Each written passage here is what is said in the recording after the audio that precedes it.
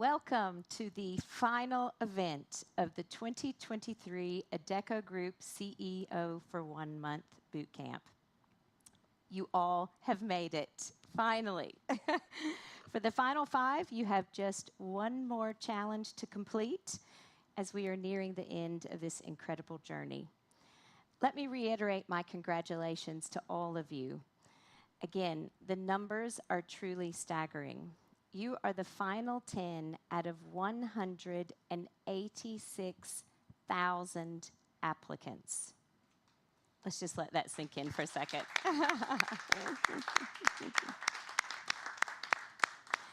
As I mentioned on day 1, my high school gymnasium held 2,000 people. And then I did the math afterwards, and I realized that we would have to have 93 of my high school gymnasiums to put all the applicants into that stadium. And then it made me think about what's the largest stadium, and it's actually in India, Narendra Modi Stadium. I hope I said that right, with a seating capacity of 132,000 people. So then it made me realize that we could not even put all of the applicants of this into the largest stadium in the world. They'd be queued up around the block over and over again. So I think that puts into perspective really what this means. So again, congratulations on being here. This is truly an accomplishment. But these enormous numbers, while certainly impressive, it showcases a number of topics that we've actually hit over the last 3 days. How are we going to take these volumes of data? How do we take AI that we talked so much about? How do we take these new ways of working and ensure that we are connecting?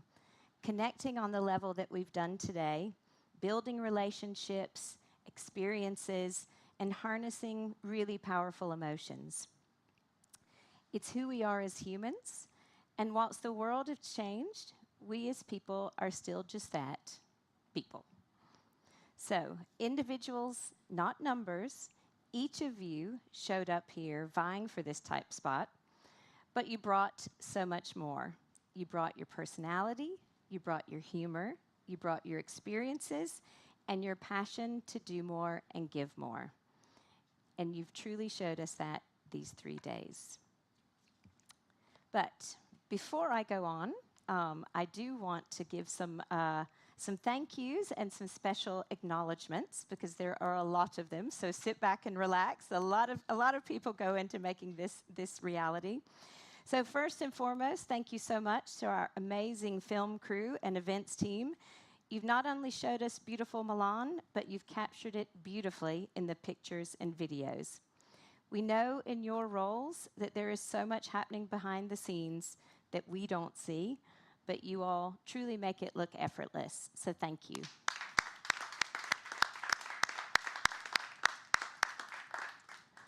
To Esme, Nivea, there you are, Adam, and Dan, you are truly the heart of this program.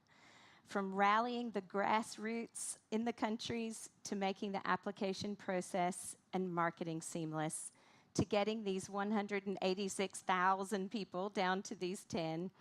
But again, it's not about the numbers to any of you. It's about each and every person, and you show that in all that you do. So thank you. And my esteemed jury, we really did have a lot of fun. Ours is the best part. So to Mamata, Laura, Gloria, Davide, and Barack, it was a true pleasure, and it was so lovely to get to know you all even more, not only as colleagues, but also I count you as a new friend. So we had a lot of fun, and we really do smile. So do know that was just an act. And lastly, a thank you to our country presidents, and a pre-thank you to you, Denis, for giving 1 whole month to spend with these talented, eager, curious young people who are really ready to embark upon the world of work. So let's take a brief moment to have a look at our video of day 1. Enjoy.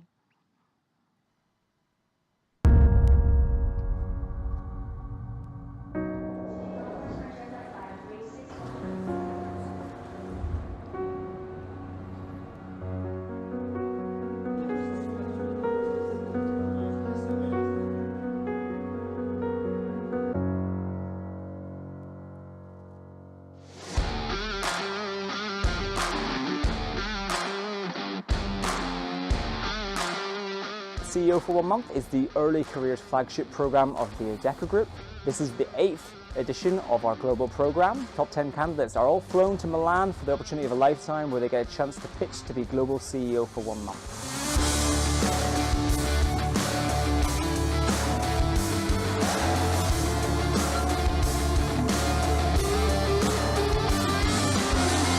During a 4-day period, they get an opportunity to meet our business, they get an opportunity to go through a series of tasks, activities and assessments, before on the final day they get an opportunity to speak to our CEO.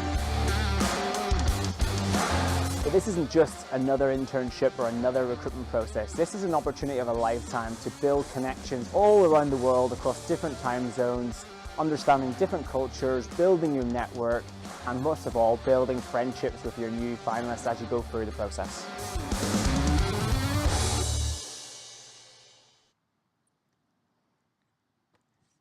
Super. Oh, that was great. I love those videos. Don't they make you feel good?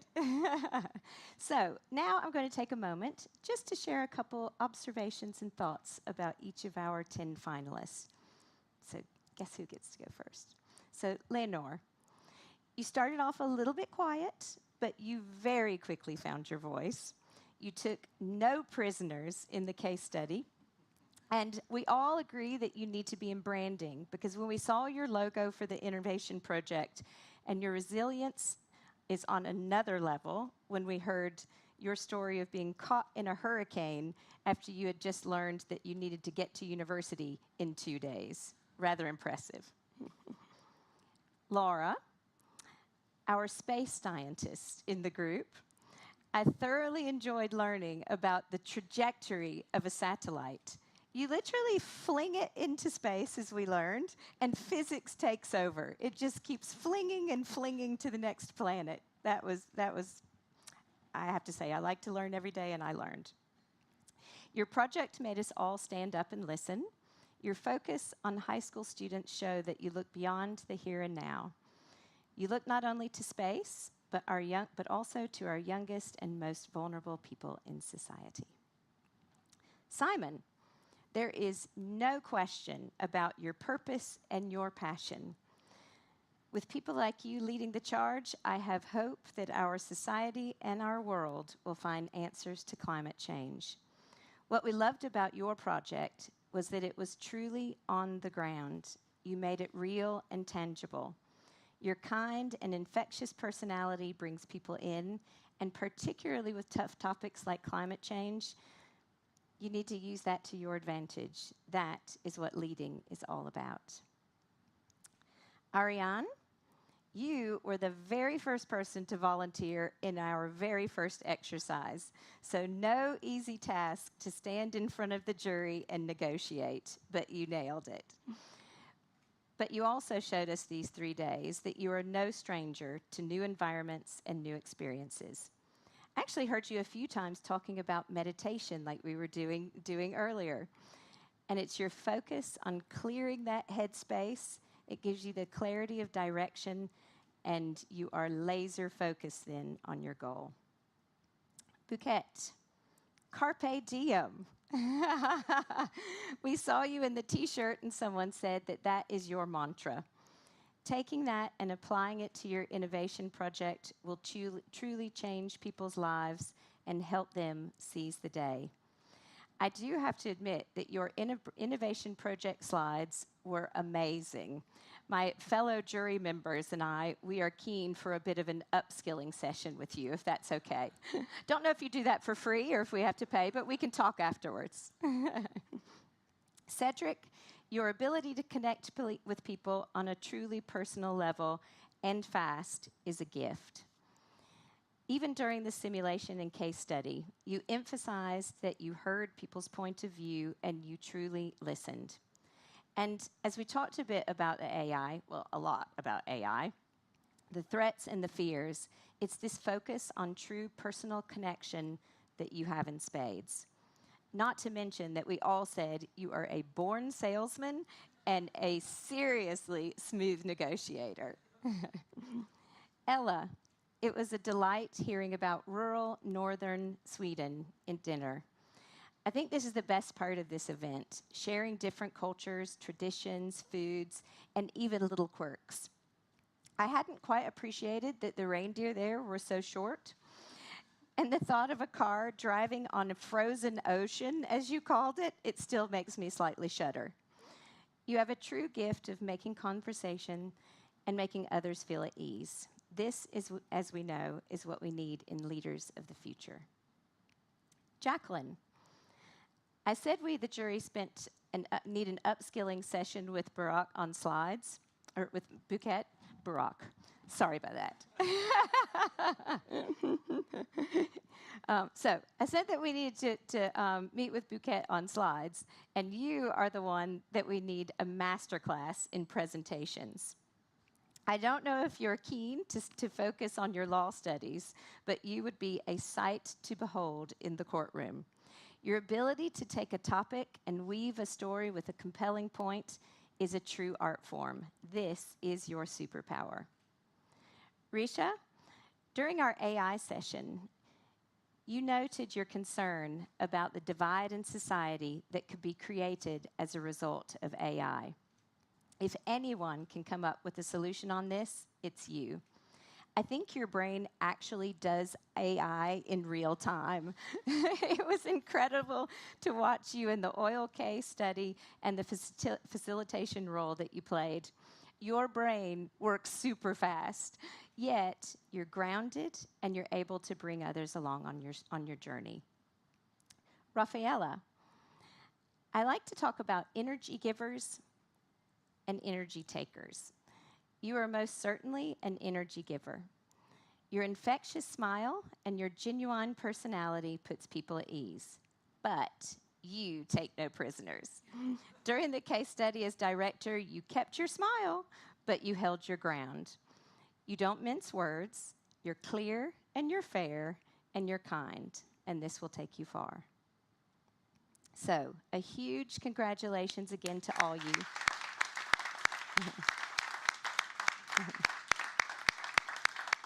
Yeah, it has been a true pleasure. Before I close, as we were talking about AI quite a bit during this session, at dinner, I was sharing a story that this summer when my family, my husband was there too, we went on a summer holiday, and on our way to the airport, it was about 4:30 in the morning, and we were a little bored and ran out of bad dad jokes. And so we said, hey, why don't we see if ChatGPT could write us a poem about our journey to the airport? So we decided at dinner, the first night, that we would do the same. So let me share with you the prompt that we gave ChatGPT. Write a poem about CEO for 1 month. It should mention that we are in Milan, on a rooftop bar with a pool.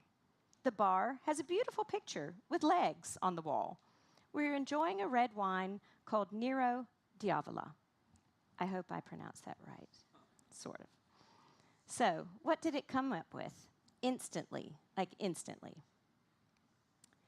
In Milan, atop a rooftop high, beneath the Italian azure sky, a CEO for 1 month we find, a journey of ambition, one of a kind.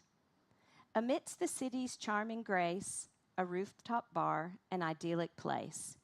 With a pool that glistens, cool and clear, we savor moments free from fear. A picture on the wall, legs in flight, a symbol of dreams taking flight. Just like our aspirations soaring high, underneath the Milanese evening sky. Nero d'Avola, red wine's embrace. In crystal glasses, we find our space. Toasting to futures that brightly gleam. In this rooftop haven, it's not just a dream.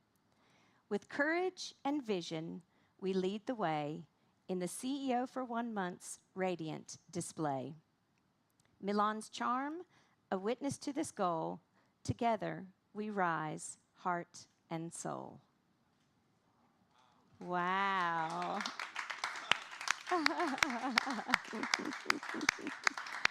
So I have chill bumps, but doesn't that tell us something? But I want to reiterate, so much of our conversations during the last few days were about the changing way of work, the technology and how it's going to change our jobs. But I am very hopeful with the group that we have here that, yes, perhaps something like ChatGPT will do something amazing like that.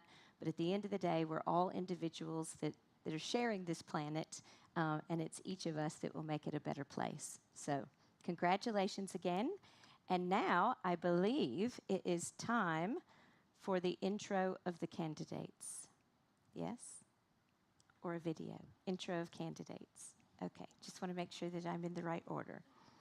So, first, I would like to ask, and so when it's your turn to come up, Nivea will have the microphone, and you can grab the microphone, come up and give your speech.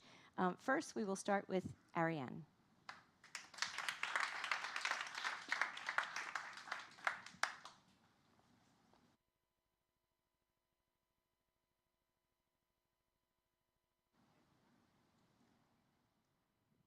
Hello, everyone. Okay, this works. So, we were asked, should our country CEO to take a sabbatical, and were we to step in for a year as a CEO, what our top 3 priorities would be. Starting from the bottom, priority number 3. I would like to keep pursuing the digital expansion strategy that was put in place on the French market. Because one thing that I've learned about being a great leader is that you have to do what you think is best and what you think is best for the stability of your company, despite the galaxy of plans and ideas that you'd like to implement. And to be honest, this digital strategy is well underway and it works. So I'm going to do the best thing I can do here, which is bring my perspective, a little bit of my expertise to, those projects that already exist and to make them work further and to make them work better, hopefully. So to name a few things, I'd like to promote and to facilitate the use of the Adecco app. And I'd like to improve access to Adecco services online for the clients, the candidates, but also the collaborators. So just keep digitizing this activity and adapting to the rise of new technology. Also, I believe we can expand the group's presence on the digital market because there are new market needs and new opportunities that we can leverage with the numerous assets and synergies that such a big group already has. Priority number 2, we're going back up. So I believe that to stay relevant in the 21st century and to stay relevant to Gen Z, and most importantly, to fight climate change, a big group like Adecco needs to have a strong environmental strategy and a strong environmental policy. And as one of its biggest branches, France has a major role to play in implementing one. The group obviously has such a positive social impact that, in my view, it is only ever so coherent for it to address the negative adverse impacts its activities might have on the environment. And the climate crisis is something I personally care a lot about. And another thing that I've learned about being a leader is that you get to bring in a little piece of who you are into how you run things, and this will be mine. Very concretely, priority number 2 means that we will elaborate a strong environmental strategy that is detailed, both at the level of agencies, so very granular, and at the countrywide level to address the bulk of the group's impact, which is the transport of temps. I want it to be a clear 5 to 10 year plan with milestones every year, maybe even every quarter if we're ambitious, because after all, fighting climate change is a marathon, and I want Alexandre Viros, the French CEO at the moment, to be able to pick this right back up when he comes back from a sabbatical. Number 3, but that's actually priority number 1. We are reconnecting. So France has the political, charismatic, and institutional CEO team and persona 100% covered, maybe more than 100%. But from my experience as a CEO for 1 month, I feel like meetings with politicians and clients in Paris determine most of the insights that inform decision-making at the national level in France. And I believe that this leadership needs a little bit more. Because after all, TAG in France is not only a Parisian company. It's over 800 Adecco agencies and even more Humondo and LHH offices. So we are going digital, that's true. We're adapting, but a majority of our collaborators still go to work every day to meet the temps and the people, mostly blue collar, whom they're going to try to place on the job market. And the leadership that is coming, as we say geographically, down from Paris or up from Villeurbanne, I feel that it doesn't yet fully relate to who these people are, how they work, and most importantly, why they work for the Adecco Group. So my team and I, my new team and I, we're going there.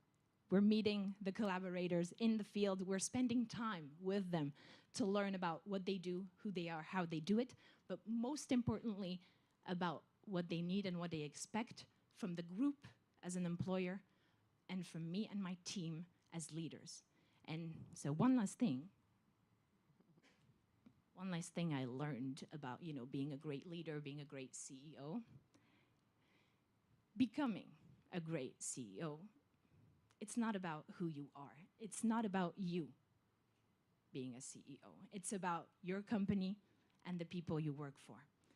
So, in a nutshell, you're here to adapt and to make sure that your leadership reflects a little bit of you with my very strong environmental policy, but most importantly, reflects and responds to all of the people that work for your company. And I believe that that's how you get ambitious and sometimes tough company policies implemented in an efficient way, but most importantly, embodied by the constellation of people that work for the Adecco Group. Thank you very much. Thank you.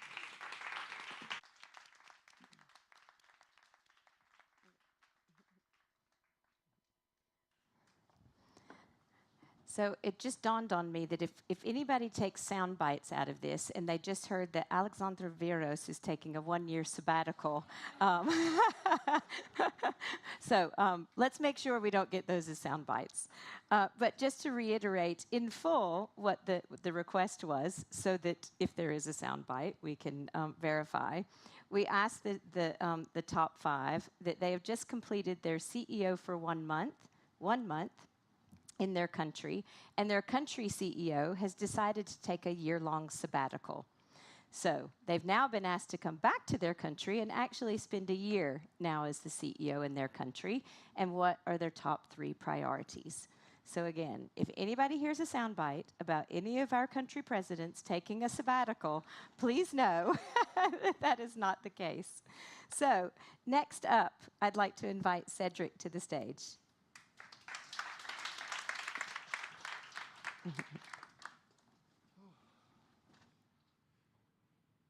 Thank you so much. They say leaders eat last, so I didn't have breakfast this morning. No, I'm just kidding. I had a very nice breakfast. I had fruits, so it was very balanced. As Ali and Ariane have said already, we were given a challenge last night, and just to repeat what she already said, we were asked that if we were to, finish our month as CEO, and our, leader, in my case, Tanya, went on sabbatical for a year, what would we do? What would be our top 3 priorities? And I thought long and hard about this last night. I ate breakfast, but I didn't have much sleep, right? And I thought long and hard about this. And I just want to share a couple of my thoughts with you. The first thing is no one wants to be led by a stranger, right? Everyone wants to be led by someone they know and trust. And so that's where I would start. I would start by letting them know a little bit more about me. Though I am representing Canada, I was actually born and raised in Nigeria. I've lived there all my life.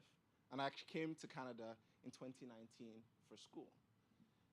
4 years down the line, last night, I'm at dinner with the global CEO of a Fortune 500 company. So life is good, everyone? No. My point being, I would want to tell my story, to let people know about who I am. I applied for the Adecco CEO for 1 month position in 2021, and I didn't get selected. I actually forgot to tell you that, Denny. I didn't get selected, and I applied again in 2023, and eventually I'm one of the top 5 global candidates, right? That's the story. That gives more context to who you are than anything. And that's where I would start. I would want to give people a piece of me, to let them know who I am, to learn about me. And in return, I would want to learn about them. I would want to know more about them. I would want to know, why Adecco? Why have you been here for a long time? Why this company? Why HR? Right? And see how that aligns. You see, the whole goal, the point of this, is trust. To establish that trust and, to Ali's point, genuine connection, genuine relationship with me and the organization and the people within the organization. So once that has been established, what would I do next? Well, I would observe and learn. There are organizational imperatives, and then there are organizational flexibilities, right?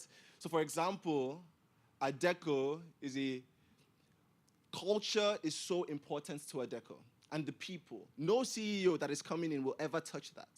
Should ever touch that, I should say, right? Because it's so important. And so I would observe what is the Adecco DNA, what is so unique to Adecco, you know? And I would try and understand the context in which I'm playing in. And so after that, the next thing would be strategy. So Tanya, who's the CEO of Adecco Canada, has implemented a boldly growth strategy, which is phenomenal, right? It's essentially a strategy to accelerate, help grow the business on all fronts, right? And so me coming in, it's very tempting to just go with the flow and not try and bash into the walls too much. After all, it works, right? It's the easiest outcome, right? The company is thriving, the company is doing well. It's very easy to just keep going with the flow. But I wasn't chosen to just warm the bench. I wasn't chosen to just make sure the organization, doesn't do too bad and then give her back the organization, right? Every CEO wants to make an impact, needs to make an impact. It's our duty, right? We need to leave things better than how we saw it. And that's the goal. That's what really this is all about. And so that begs the question, how would I do this, right? How would I get this done? Well, it really depends on the stage of business evolution that the business is in.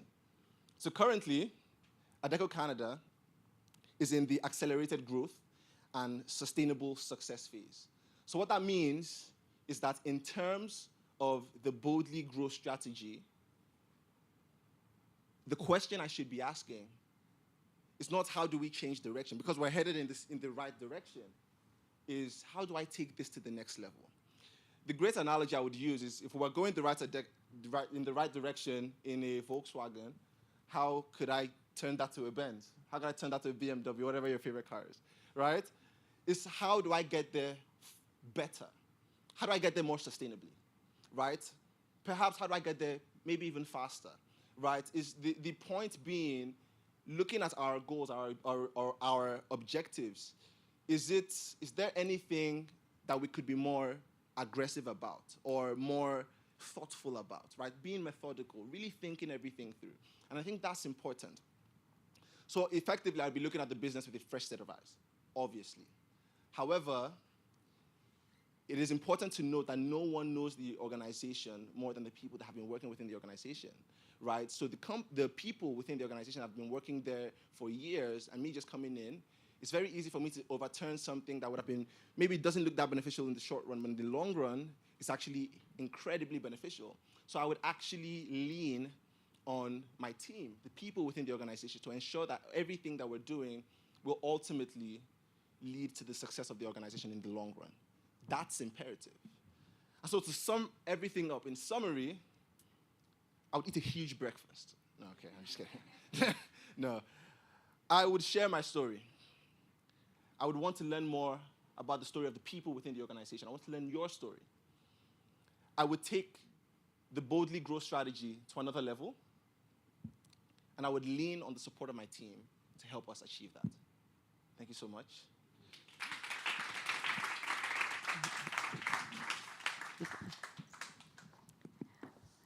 Well, I think as we were talking before, you have a true gift of connecting with people, and I think that sums it up. So well done. So next up, our third candidate is Ella. Please welcome to the stage.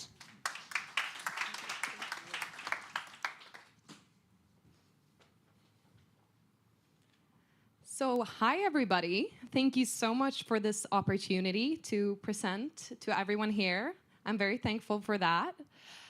I am the CEO for 1 month for Sweden, and during my month, I had the privilege to travel all over Sweden and visit client offices, on-site offices, and local offices. And I think I learned equally much about myself as I did about Adecco. So that being said, if my CEO were to go on a sabbatical, what would I prioritize? I think I would prioritize 3 things. The first one being betting on the green northern market. The second one is, revising the remote work strategy. And the third one would be keep listening. So my first priority concerns something very near and dear to my heart, namely the green northern market. So maybe, as some of you know, the north of Sweden is quite scarcely populated, with only 12% of the population, but it produces the majority of the energy that Sweden uses. And over the next couple of years, it's predicted that 100,000 individuals will need to move to the north of Sweden to support as workforce. So naturally, this makes the companies in the north really need recruitment services in order to staff their business. And Adecco has taken the first steps to take this opportunity by successfully staffing Northvolt, a clean energy battery manufacturer in Skellefteå, which is amazing. However, I would argue that we need an even more specialized group for this, a group that's dedicated to only these projects and in the north, based in the north, and know the northern market. Sweden has come quite far in the sustainability work, and I think looking at TAG's sustainability strategy, I think this is exactly the type of place where TAG should provide their services. Furthermore, by betting on this market directly, we could obtain a first mover advantage and also specialized sustainability expertise, something we might be able to leverage globally. So in sum, by betting on these northern green markets, I think it could be beneficial, not just financially, but also strategically, and very in line with Adecco's values. My next priority might go against typical Gen Z values, but I would suggest revising the remote working policy and bringing more colleagues into the office. And even this is against typical Gen Z values. Whenever there's a change in leadership, like a 22-year-old taking over when a CEO is on sabbatical, or a large shift in strategy, I think it's important to connect in person and sort out possible discussion points or give colleagues a chance to express concerns. And most importantly, I want to connect and get to know my colleagues. However, I think it's important to mention that I don't think that solely an in-person culture is the best culture. I think remote culture can be super good as well. However, it may be easier to settle into, for example, a new sales strategy if you're in person and you can work out the issues or transfer knowledge. Adecco prides itself on being customer-centric, and spreading tacit knowledge or learning something might be harder to do remotely, at least the first time. My last priority is to keep listening. I have so many things that I could bring up on this stage today. I've learned so much during my month about what I think Sweden is doing well, what it needs to improve on, the lessons I've learned. For example, I would love to improve brand awareness among the TAG brands in Sweden. I would love to revise the digital infrastructure, but I only know these things because I listened. Therefore, I'd love to get more feedback from my Swedish colleagues, because they know the day-to-day operations and they can give me the insights, and then we can work something out together. The local level has such bright insights. During my month as a CEO, I was so happy to see that so many colleagues opened up to me. And maybe that's because I was a 22-year-old and I was only there for a month, but I also think it's because I asked. In order to make important, good leader decisions, I think personally, you need to know the actual day-to-day operations of your employees. What are their struggles? What are their work tasks that they spend time on? My month as a CEO was so valuable and I learned so many lessons, but it also left me more curious than before. Therefore, I would love the opportunity to get to experience it all again. Thank you so much.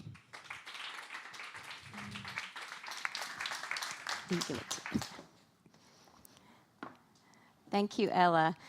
Interestingly, this morning, as I was getting ready, I was listening to a podcast by one of our LHH colleagues who was participating, and the topic of hybrid work came up again. And he mentioned a client of ours, I think he said it was Smuckers, the company that does the jam, that they have gone to a 22-week in the office. So an on-off, and a little bit different in the summer, that 1 week you're in the office and 1 week the office is closed. And I think about from we were talking, I can't remember with who, about 4-day work weeks, but that the 5th day, the office being closed, the amount of money that is saved on energy, and that was another connection that they were making. So I think it kind of, something like that, creative solutions can kill 2 birds with 1 stone. So thank you, Ella. And our 4th contestant up on the stage will be Laura. Welcome.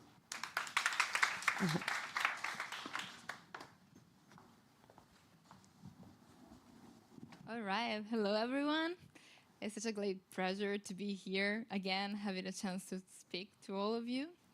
So yesterday night, we received another great question. After all this journey, I think we received so many interesting questions, and that was probably the ultimate step we could reach. So thinking about what were about to do if we were the CEO, actually the real CEO of our country for 1 year.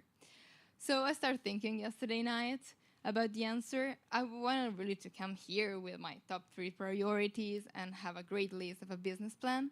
But then I realized that maybe I have only one true priority in all of that. So that's really about how I felt. That was my first thought. So if I was about to cover that position, me, like 23 years old with my background, the only thing I could think about was the complexity of the business, of the structure, of the society, of the labor market. And if there's something that I learned in my academic background, is that everything is much more complex than we expect. The universe is complex, but we as human beings didn't make it much easier here on Earth. So I think that the best thing to do before start playing a game is to know the rules. So my first thing would be surrounding myself with all the great people that I actually get the chance to know during my month. So I think that 1 month is really just such a short time to get a fully understand of a business, but it's not to get a fully understand of people that you're surrounded. So I would start with people. I would start with listening. I would start with learning as much as I can. But not only in the headquarters, not only with the top manager, I would go and travel in every single branch of the country as much as possible, because I think that like learn from everyone from the top to the bottom of the institution gives such a great knowledge, and is the only way that we really can change something and make everyone happy in the end. So that would be the starting point. And after that, I think what I could bring personally is the energy and a fresh new side on the reality. I know what I would love to see in my country in a few years. I think that like we have great problem in keeping our talents inside the country. So it would really be great to see many more opportunities for all of them. And I think that Adecco can play a great role in doing this, being like one of the leader of the labor market. So that's my main idea behind this. I think that like being here with all this journey, like from the very beginning, the first selection to today, and I think this is the very last step we can make, has been great. Gives so much to like my whole professional formation and figure, and also personally has been a real great experience. So doing one entire year as a CEO is a great responsibility. I don't think I'm ready for that, but I will do my best anyway, if that's the case. And really, thank all of you. Has been a wonderful journey, and I think all of us like really brought here something great, and we share something that is hard to describe and to put into words. So, thank you.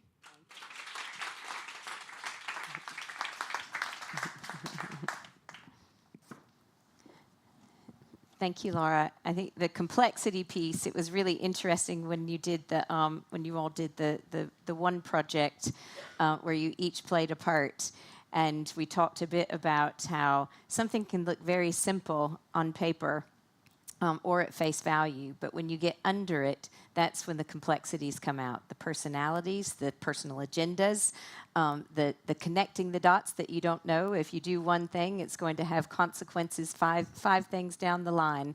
So I think you focusing on the complexities is a really smart one. So last but not least, I would like to invite Rafaela to the stage.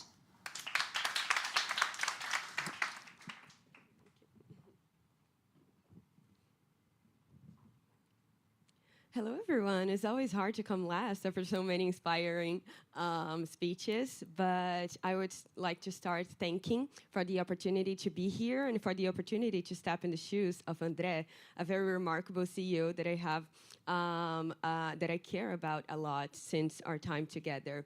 And after we received the challenge of developing 3 whole points that we want to focus during our year, since André is taking a sabbatical, is that we really need to understand and to focus on our main asset and stakeholder, that is the people.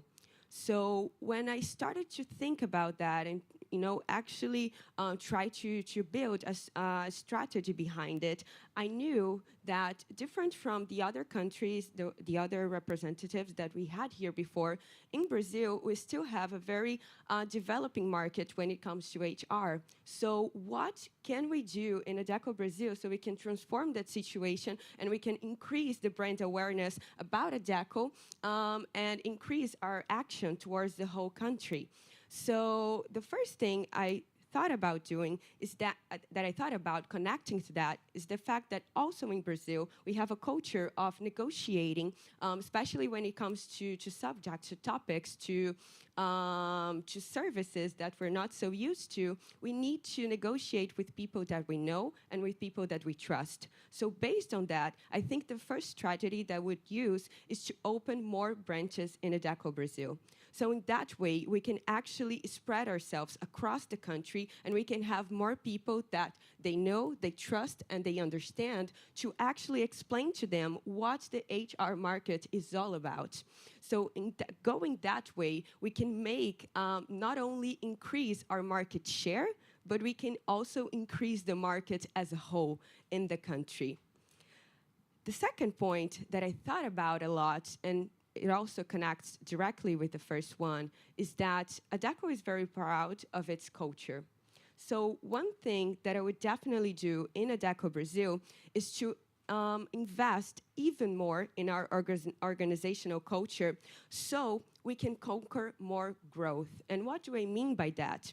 I think the people in Adecco as a whole, but especially in Adecco Brazil, need to actually become ambassadors of Adecco.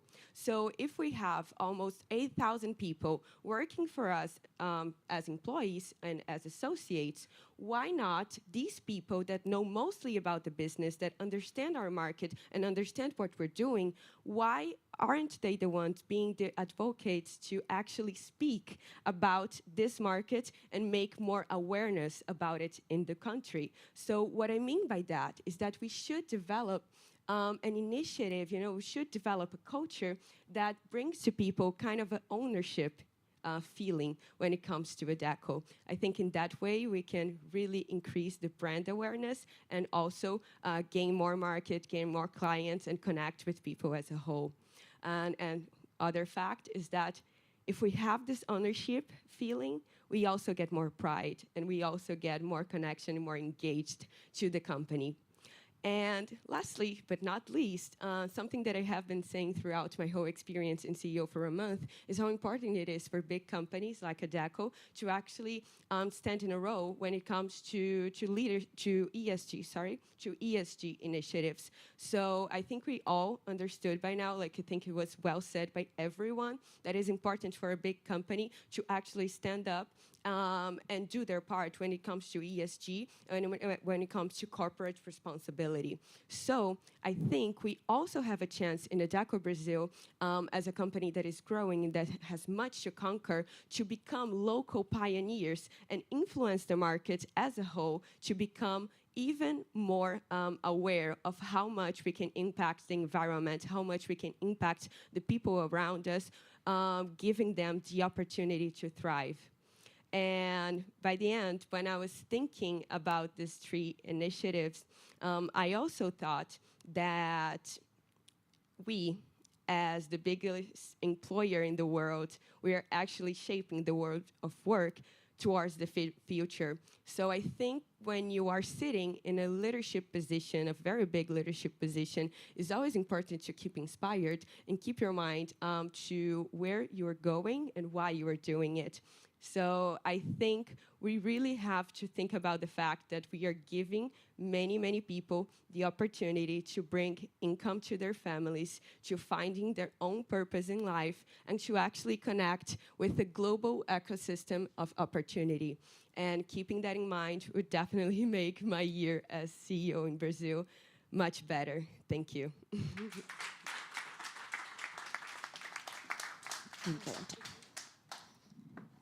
Thank you, Rafaela. I don't know if you talked to Denis last night, but you might have just gotten some extra points when you talked about culture, considering we're doing quite a bit of work on our tag culture for exactly the reason you mentioned. So you all can take a nice sigh of relief for a few moments. We are going to take a quick break, and Denis, you and I and a member of our jury will go and deliberate for the final reveal. So we'll be back in a moment.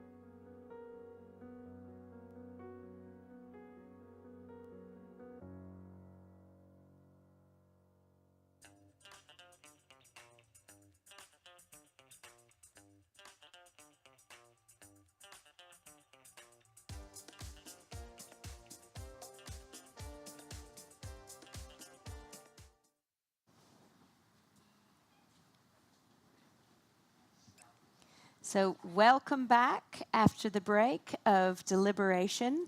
And we do indeed have a winner.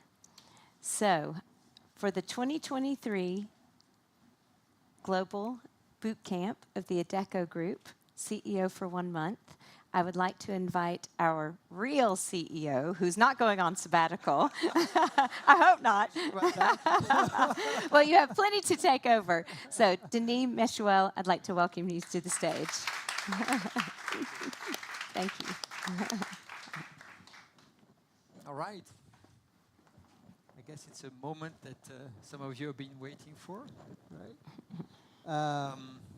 Maybe a few words to you and to those of you who watch us here. We are in Milan, and beyond being a beautiful city, as you could see, I guess,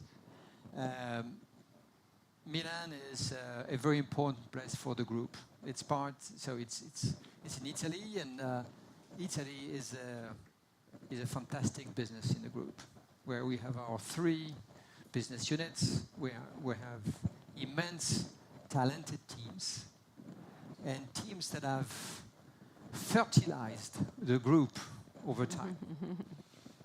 There's Sergio here has been a great example, and I'm so privileged to have now as my chief of staff Francesca, who's been 20 years in the group and coming from this very country. So we are the heart of what the group does. And Italy has been an immense place of innovation over time. It's probably the country where we had one of the most amazing stories in terms of growth, in terms of contribution to society, and this is a fantastic business here. So it's not by chance that we are here to welcome you. And we are particularly in Milan in FEED, which is the place for innovation that the group has created, that the Italian team has created with the support of technology partners to continue to develop that spirit of innovation and be at the forefront of what we can do for the world of work. And so it means a lot, I think, for us to welcome you here. And I hope you can enjoy a little bit of the setup. And in this very moment, because we are in this place of innovation, the leadership team of the Adecco business unit is just upstairs, working on the future. So that tells a lot about what we're doing here. There is something that I heard this morning that made me super jealous. Is what you went through for the past couple of days, the boot camp. And you've been also, you mentioned that, Ariane, that you've been in boot camps before in your experience in your respective countries. And this is something that I wish I would experience as a CEO, being in a boot camp, thinking about, how I do things, thinking about the way we could do things better, working on myself, learning from others. And that's something that I think is missing for CEOs. The danger when you're a CEO is and you become isolated. You stop to learn, or you have so many things to do that you don't spend enough time to grow. And so maybe Ali and Barak, and it's maybe thinking about maybe we could create a boot camp for CEOs, right? And not only for CEO for 1 month, right? Okay on that, Barak? All right. So that was an inspiration. And what I've seen in the interaction that I had with you and from the movie is you really demonstrated the diversity of your origin and background and aspirations and things like that, and passions. And you came, what I could feel from our interactions last night and this morning, you came with who you are, with authenticity, and we had very simple conversation. And I believe that those are good seeds for leadership, because I believe in authentic leadership. It's when we come as we are in our roles that we are at our best. I think we talked about that with several of you. It's not about playing a role. Yes, of course, we have roles to embody, but I don't think we should play roles. We shouldn't be different. We have to adapt to our environment as leaders, but we are our best when we are our own self, when we are authentic. And I could feel that authenticity in our discussions, and I'm grateful for that. So thank you for the conversations.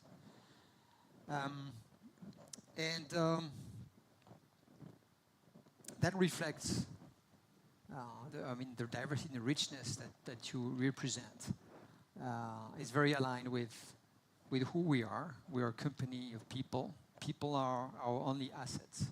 I was sharing with some of you last night this incredible, this crazy business world we live in, where people are considered as costs in the P&L and not as assets in the balance sheet, which is crazy. If you look at our accounting standards, we're missing what's most precious in companies. People. I mean, you look at the assets, in a balance sheet you have assets and liabilities. People are absent in the asset part. This is nonsense. It's not going to change overnight, but I think I count on you as future leaders to help us progress in that direction, where we can really constantly consider people as assets and really walk the talk. And then I come to what is probably fascinating, difficult, exciting, but also scary sometimes, which is the ultimate role of a CEO, which is to make decisions, right? And make difficult decisions. Because when you have to make an easy decision, this is not making a decision. It's just stating the obvious. And it's difficult to make decisions because it has impact, and you never know what's going to come out of the decision. And I understand that in the boot camp, you had moments where you had to present a decision to a board. And so you were facing these difficult moments of making a decision, which sometimes is a collective decision, which is also what we do with the executive committee. And if you cannot find an alignment, then it's the CEO to decide. And it's not always easy, right? Particularly decisions that impact people, And so I want to be clear that in the decision for the CEO for 1 month, ChatGPT was not involved. Okay, ChatGPT creates great poem. It's amazing, huh? Right? It's scary and amazing at the same time. But so there were good discussions between the jury and myself, and fed with the conversation that we had. And it's always very difficult because, of course, when you choose someone, you don't choose the others. And I must say, it's heartbreaking. Not choosing someone is always heartbreaking.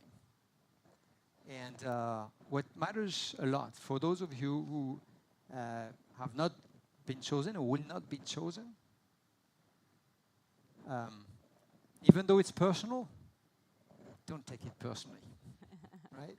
Because it's a matter of circumstances. It's a matter of who we estimate is best at a certain moment for a certain role.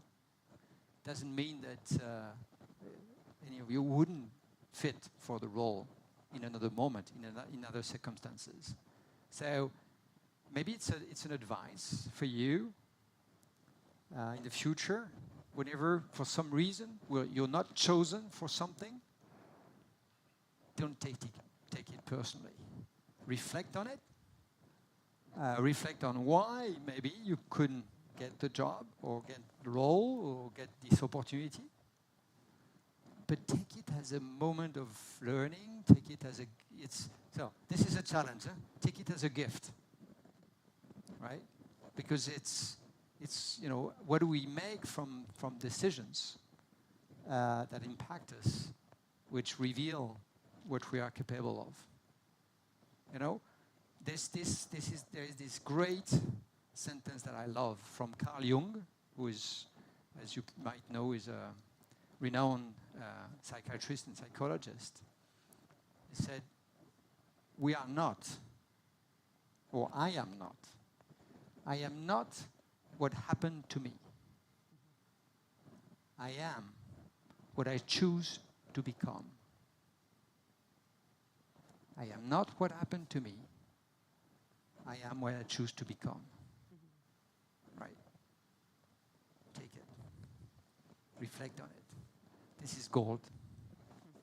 It's not coming from me, it's coming from Carl Jung, so it's super easy to mention that. So, as I understand, it's my role now to invite the 5 finalists on stage. Yes. So, Ella, Cedric, Rafaela, Ariane, and Laura, join me on stage.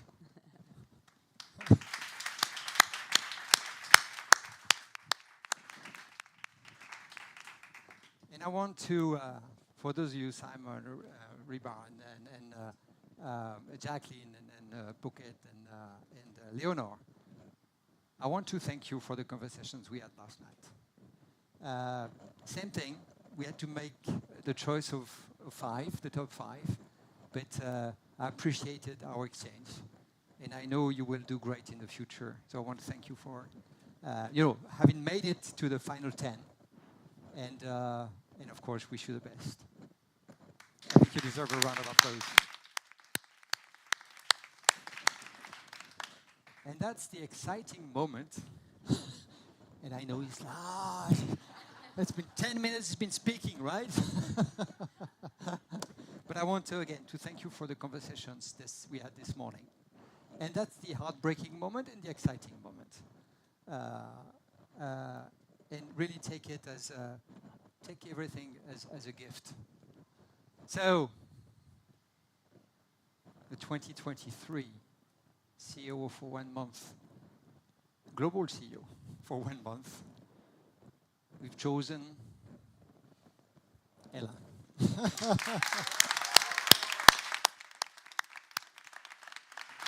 Congratulations.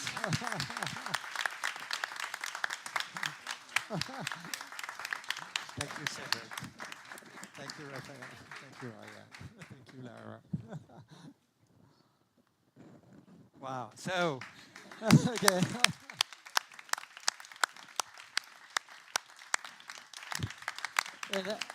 And I want to highlight the fact that the choice has been very difficult. You have great talent. You are amazing people. You are great personalities. You have every one of you. I could feel it, has great passion. And you are incredibly talented. So you'll do great. All of you. Now, Ali, if you... Thank you. Thank you so much, Denis. Huge congratulations. And again, congratulations to all of you and all of the top 10. But indeed, we have to call it good. And this now concludes. Sorry. Yes. Anytime. You're the boss. I want to take a minute to, again, thank everyone who's been contributing to the program. Of course, the jury here, but all the team that runs around Dan, the team that runs this amazing program. Of course, the technical teams here, but fundamentally it's a year of work to come up with, Ella as a CEO for 1 month. So big thank you. You create a lot of value for the group. I'm really grateful. So on behalf of all our colleagues in the group who really respect and appreciate the program, I want to really thank the team. So big thank you, Dan. Big thank you to the team because you're doing a great job. So thank you.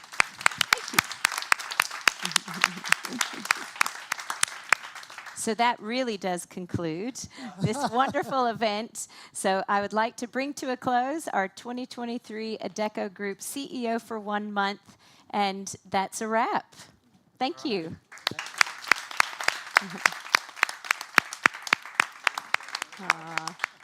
Well done.